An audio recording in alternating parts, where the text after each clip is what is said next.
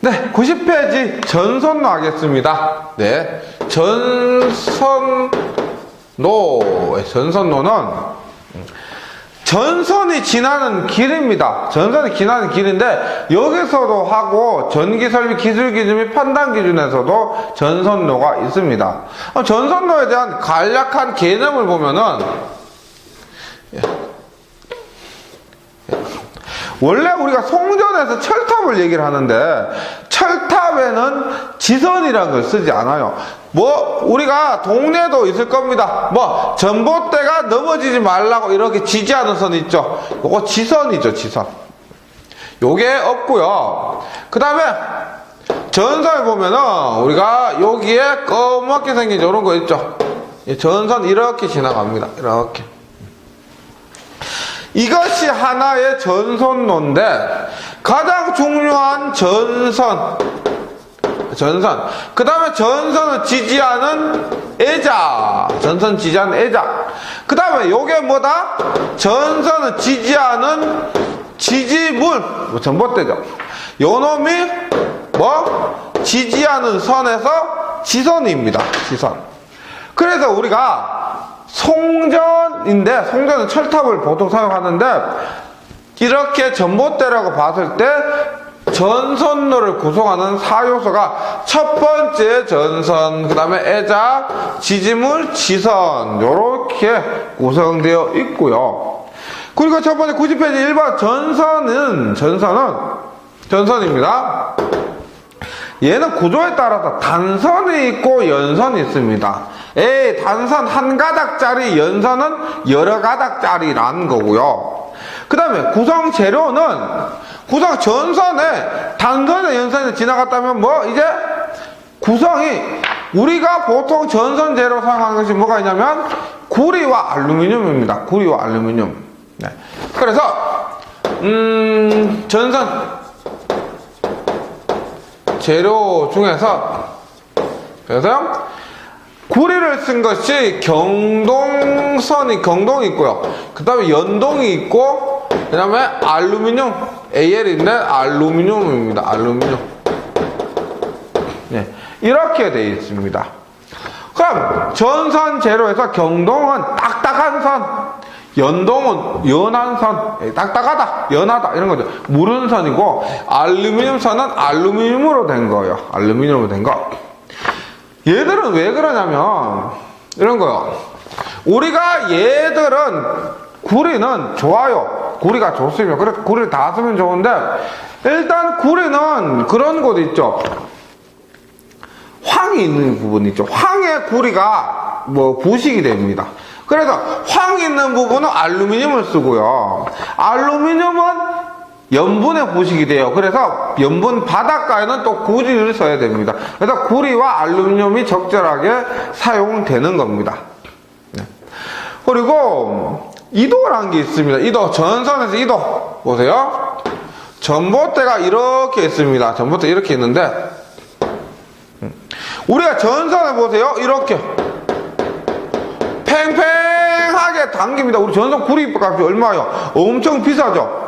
엄청 비싸니까 이렇게 전선을 팽팽하게 하면 좋겠지만은 우리가 뭐 바람도 불고 여름에는 축 늘어지고 겨울에는 이렇게 되고 철도 레일도 똑같죠. 철도 레일 다리도 보면은 조금 떨어뜨려 놓은 겁니다.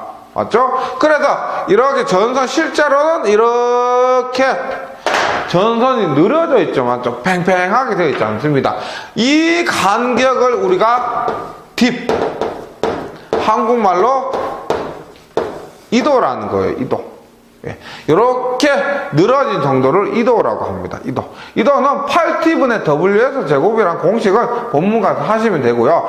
이도도 예, 전력공학에서 송전선로에서 전선로에서 굉장히 많이 출제되는 겁니다. 예. 그 다음 두 번째 지지물입니다. 지지물. 쉽게 얘기해서 전봇대인데 지지물의 종류는 구성 재료나 모양에 따라서 목주가 있습니다. 목주. 나무 전봇대. 그 다음에 우리가 제일 쉽게 근처에서 볼 수 있는 게 철근의 콘크리트 주. 그 다음에 철로 된 전봇대, 철쭉, 그 다음에 철탑. 우리가 고속도로 지나가다 보면 보이는 게 이 철탑이죠, 철탑. 네. 이러한 지지물의 종류가 있습니다. 네, 뭐 목주나 이러한 것들은 뭐 법규에서도 외우고 전력에서도 외워요. 전력, 그다음 공학, 그다음에 전기삽입 기술 기준 및 판단 기준, 예, 다 암기를 하셔야 되는 부분입니다. 예, 기억을 해주시고, 그다음 사용 장소 및 용도에 의한 분류를 해서 보죠. 똑같은 철탑이라 하더라도, 예, 똑같은 철탑을 한다 하더라도 각도 있죠. 예를 들어서 뭐 이런 대지에 있을 때 철탑하고 이렇게 해서 철탑하고 당연히 강도나 뭐 신경 써야 될 것이 다르다는 겁니다. 이때 평평한 것하고 이렇게 경사졌을 때하고 당연히 달라요. 그래서 각도에 따른 A, B, C, D, E형, 예, 그래서 직선형, 각도, 일형, 내장형, 보강형 이런 종류가 있습니다. 예, 지지물이요. 그 다음에 세 번째 애자 갑니다.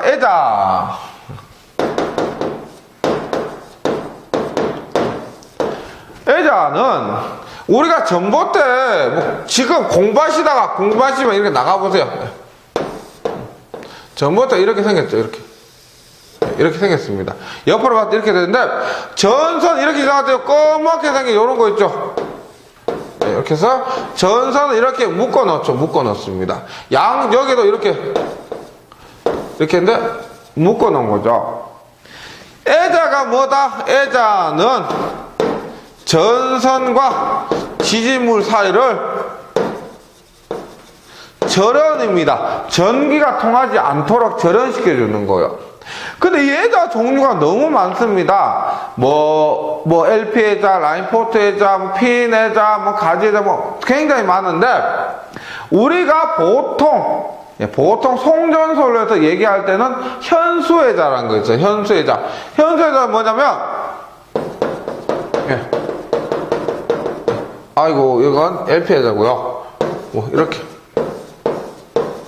그래서 이렇게 전선 쭉 늘어진 거 있죠. 예. 주렁주렁 달린 이런 것들을 현수애자라고 합니다. 현수애자. 그래서 뭐 자세한 거는 뭐 애자 가서 하시면 되는데 애자가 뭔지 정도 기억을 해주시고, 그 다음에 애자의 목적 절연과 지지입니다. 절연과 지지. 절연도 하고 지지도 하는 거고요. 근데 애자의 구비 조건들도 반드시 외워주셔야 될 겁니다. 애자가 당연히 첫 번째 뭐 지지하니까 기계적 강도도 튼튼하고 절연을 해야 되니까 뭐 절연 내력도 크고 이런 것들이 있는 거죠. 그 다음에 뭐 지선 보면 지지하는 선 이렇게 했을 때 얘들을 얘기하는 겁니다. 지선입니다. 지선은 지지물의 강도를 보강하고 안정성을 증대하고 뭐 이런 것들입니다. 예. 여기에 나오는 전선은 제가 말씀드렸듯이 전기삽입 기술 기준 및 판단 기준에 가면 그대로 나오는 거고요. 계산 문제는 여기에서 하시는 겁니다. 예, 법적으로 뭐 암기하셔야 될 거는 전기 설비에서도 그대로 나옵니다. 그 다음에 5장 갑니다. 5장에 선로 정수.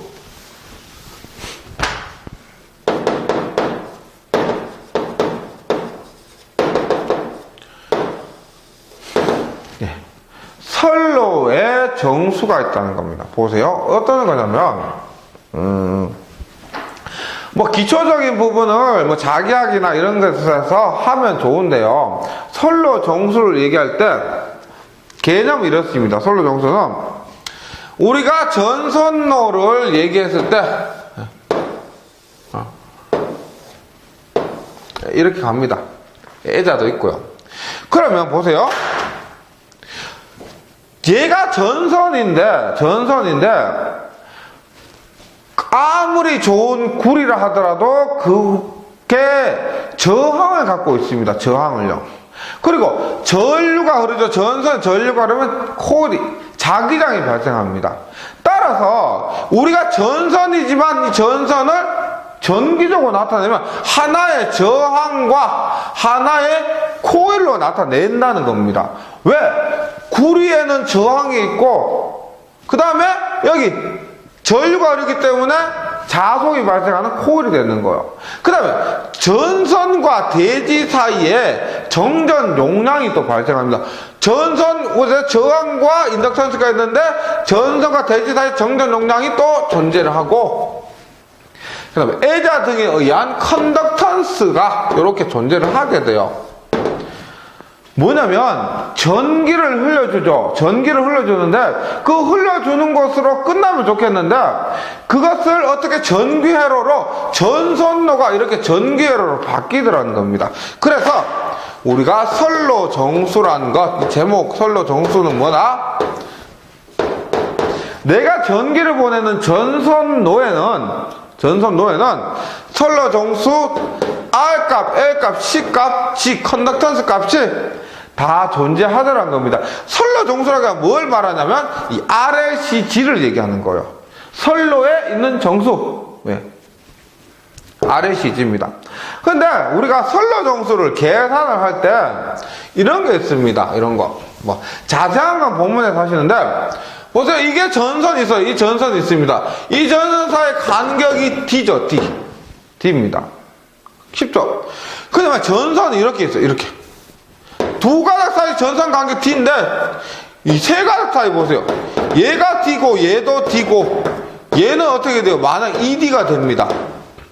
그럼 두 가닥 사이는 전선의 선간 거리가 D가 되는데 이렇게 생겼을 때는 세 가닥, 네 가닥일 때는 선간 거리가 얼마냐 하는 것을 계산하는 것이 등가선간 거리입니다.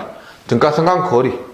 지금 공식 필요 없죠. 등가선간 거리가 뭐냐? 요거는 간격이 D가 맞아요. 이렇게 됐을 때 간격이 얼마? D냐, ED냐, 뭐냐? 예, 그것이 선간 거리란 거예요. 그 다음에 전선이 한 가닥이요, 한 가닥인데 우리가 복도체라는 게 있습니다. 복도체는 이것을 두 가닥으로 나누거나 혹은 얘를 단면적은 똑같아요. 요 한 가닥을 두 가닥으로 나누거나 네 가닥으로 나눠요. 근데 요놈의 반지름이 R이라고 하면은 그럼 얘는 보세요. 얘 반지름도 있고 얘 반지름이고 얘 반지름 이렇게 있는데 요놈들의 반지름 얼마냐? 우리가 선로정수를 구할 때 등가 선간 거리하고 등가 반지름을 알아야 돼요. 그래서 등가 선간 거리 구하는 공식, 등가 반지름 구하는 공식이 교재에 있는데 우리가 본교재에 가면 외우셔야 된다는 겁니다. 등가 반지름의 개념이 이런 거예요. 뭐 얘 하나는 이런데 나눠졌어요. 이때 반지름 얼마냐? 이때 반지름 얼마냐? 그걸 얘기한 거예요. 등가 반지름이고 그 다음에 선로정수를 가서 선로정수 같이 갑니다. R값 저항, 선로정수 저항 R값. 그 다음에 인덕턴스 L값, 정전 용량 C값, 컨덕턴스 G값은 우리가 계산을 안 해요. 선로정수 할 때 RLC 값은 고려를 하는데 그리고 계산을 하는 겁니다. 근데 계산할 때 선로정수를 계산할 때는 등가 선간거리와 등가 반지름을 가지고 계산하는 거예요. 이 공식은 공교재 가서 꼭 암기를 해주시기 바랍니다. 다시 선로정수 RLCG 중에서 이 RLC 값을 우리가 공교재 가서 계산할 것이다 하는 거 말씀드립니다. 그 다음에 93페이지 가서 통전 특성 및 조상 설비입니다.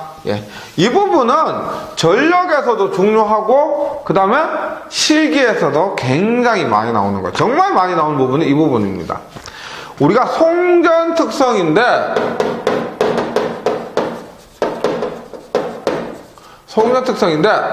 보세요. 이거요. 송전이라고 했을 때 제가 여기에 전압을 ES라는 전압을 보냈습니다. 송전전압 ES. 그 다음에 여기에 전압을 받았습니다. ER. 배전전압 ER이에요. 배전전압 ER. 그러면 내가 여기에 100V 보냈는데 여기에 90V가 올 수가 있다는 거예요. 왜? 선로에는 선로 정수 R 값도 있고 X 값이 있으니까. 선로에는. 따라서 우리가 이런 거죠. ES에서 ER을 뺀 것을 우리가 E라고 하면서 송전전압에서 수전전압을 뺀 것이 뭐? 전압 강하라는 겁니다. 전압 강하. 전압 강하 뭐? 전압이 강하가 뭐냐면 떨어졌다는 겁니다. 떨어진 전압. 도중에서 떨어진 전압 이렇게 되는 거예요. 전압 강하. 그 다음에 예. 선로 손실이 있어요. 선로의 손실. 선로의 손실이란 거는 뭐 전압이나 전류를 손실이 안 해요. 손실은 전력을 손실을 합니다. 전력을. 근데 우리가 로스예요. 전력의 로스 L입니다. 그런데 선로 중에서 R 있죠. 그 다음에 흐르는 전류 있죠. I 제곱 R인데 삼상이라면 3배가 되는 거예요. 삼상이라면 3배의 I 제곱 R이 되는 겁니다. 3배의 I 제곱 R. 예, 이런 손실도 선로 송전 특성에서 중요한 게 되고요. 그 다음에 보세요. 송전 특성에서 우리가 조금 더 염두에 두셔야 될 게 송전 선로는 짧은 거, 단거리, 그 다음에 중거리, 그 다음에 장거리가 있습니다. 장거리 송전선로가 있는데 단거리 특징, 중거리 특징, 장거리 특징이 있어요. 근데 단거리는 짧습니다. 몇십 킬로밖에 안 돼요. 뭐 10킬로, 20킬로 이런 것들. 그래서 얘는 지금 전압 강하를 계산하는데 RL 만고려입니다. 중거리가 되면 RLC까지 고려하는 거다. 장거리는 R값, L값, C값, G값까지 고려를 하는 거예요. 고려. 장거리는 그래서 우리가 일반적으로 여기에서 전압 강화 있죠. 전압 강화는 단거리 선로에서 적용을 합니다. 보통. 예.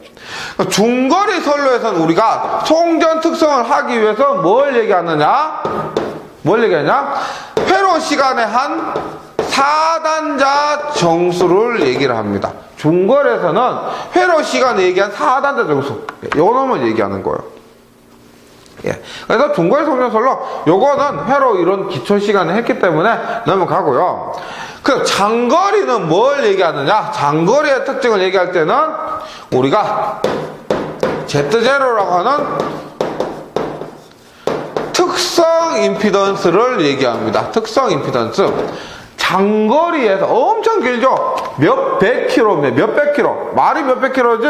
우리 철탑 하나 세우는데 뭐 몇 억씩 들어가죠? 몇 억씩 들어가는 것이 100킬로라면 몇 개가 들어가요? 500m마다 하나 있다고 해도 예, 200개가 들어가는 거죠. 5억짜리 200개면 얼마요? 어휴, 1000억입니다. 그런 전선로, 송전선로가 정말 간단한 게 아니에요.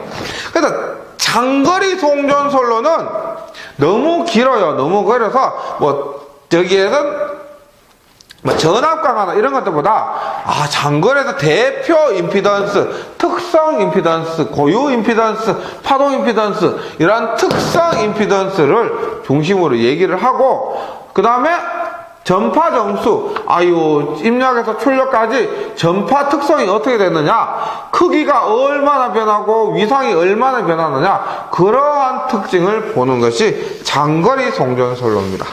장거리 송전선로. 네, 그 다음에 94페이지. 송전 용량 및 경제적인 전압입니다. 송전 용량이 뭐예요? 내가 변기를 만들어서 어떻게 이 선로, 이 지역, 대전 지역에 얼마의 용량을 보내야 되겠다라고 결정을 지는 겁니다. 송전 전압 뭐요? 내가 대전 지역에 전압을 보내기로 했는데 몇 볼트, 뭐 15만 4천이냐, 33만 5천이냐, 76만 5천이냐 그런 것을 결정하는데 경제적으로 결정하는 방법이 송전 용량과 경제적인 송전 전압이라는 겁니다. 네. 그 다음에 정말 중요한 것이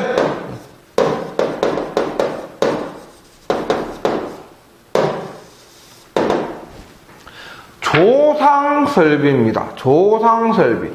조상설비가 뭐다? 상을 조정한다. 위상을. 우리가 L이나 C 성분에 의해서 요것 때문에 위상차가 발생해요. 저항만 있다면 위상차가 발생 안 해요. 근데 L이나 C 성분 때문에 위상차가 발생하는 겁니다. 네. 그러니까 위상차가 발생, 요것 때문에 역률이 있죠. 역률이 나빠져요. L이나 C 성분 때문에. 저항만 있는 선로 있죠. 저 선로에 저항만 있다면 역률이 몇 %냐? 100%입니다. 보낸 전력에 대한 받은 전력의 비율이 100%예요. 다 일을 하는 겁니다. 역률 100%인데 얘들 때문에 역률이 나빠져요. 따라서 우리가 역률이라는 것은 돈과 관련된 거, 역률이 높다, 돈, 절약되는 거예요. 역률이 좋아지면 좋은 겁니다. 근데 얘는 쉽게 말하면 돈이에요, 돈. 돈을 절약하기 위해서 역률을 조정하는데 어떻게 조정하느냐? L이 크면은 C를 달아주고 C를 크게 하는 거예요. 만약에 C가 크면은 L을 크게 합니다. 왜? L과 C는 서로 빼주거든요. 뺍니다. L이 100인데 C를 100 달면 0이 돼요. 합쳐서. C가 50인데 L이 50이다가 빼주면 0이 되는 겁니다. 네. 근데 L이 크면 C를 달아주고 C가 크면 L을 달아줘서 그래서 역률을 조정하는 건데 그 역률 조정하는 것이 뭐다? 세 가지가 있습니다. 기기 시간에 했던 동기 전동기가 동기 조상기입니다. 동기 조상기. 그 다음에 전력용 콘덴서와 블로 리액터입니다. 블로 리액터인데 보세요. 우리가 L이 크면 C를 달아주고 C가 크면 L을 달아주는데 C가 커서 L을 달아주는 경우는 거의 없습니다. 그래서 블로 리액터 달아주는 경우는 없어요. 왜냐면 이런 거예요. 우리가 선로를 이렇게 전기 쓸 때 L이라는 게 있죠. L은 뭐냐면 모터 있죠, 모터. 모터가 L 성분입니다. 그래서 우리가 무효 전력을 코일을 달아줘서 L이 생기는 게 아니고, 역률이 나빠지는 게 아니고, 모터 있죠, 모터 얼마 써요? 특히 급수 펌프 같은 것들, 엘리베이터도 모터죠. 선풍기도 모터고, 그 팬 있죠, 팬도, 배기팬도 모터입니다. 그런 것들이 있다 보니까 L 성분이 커져서 역률이 나빠지는 거예요. 그러면 우리가 이렇게 봤을 때 대부분은 L 부하란 겁니다. 저항은 빼고 대부분 L 부하기 때문에 우리는 요런 L이 크기 때문에 C를 달아줘요. 그래서 보통 전력용 콘덴서를 많이 달아주는 겁니다. 전력용 콘덴서. 그 다음에 동기 조상기는 어디 부하에서라기보다는 어디서? 동기 조상기는 송전 선로에서 얘는 L도 되고 C도 되는 거예요. L, C가 자유자재로 변환 가능한 겁니다. 그래서 이러한 것들로 전기율을 계산하는데 주로 이 전력용 콘덴서를 가지고 많이 출제가 되는 겁니다. 시험에 많이 출제돼요. 역률 개선은 한마디로 돈이고요. 그다음 전력용 콘덴서는 역률을 개선하기 위한 콘덴서고, 동기 조상기 블로 리액터 이러한 것이 역률 개선을 하기 위한 조상 설비의 종류가 되는 것입니다. 근데 일단 간단하게 전선로, 그다음에 송전 선로 정수, 그다음에 성전 특성 같은 걸 했습니다. 다시 말씀드리지만, 조당대비 같은 경우는 정말 실기필기 안 가리고 많이 나오는 부분입니다. 꼭 개념을 여기서 정립하시고 본교재 가서 열심히 공부해 주시기 바랍니다. 네, 수고하셨고요. 다음 시간에 뵙겠습니다.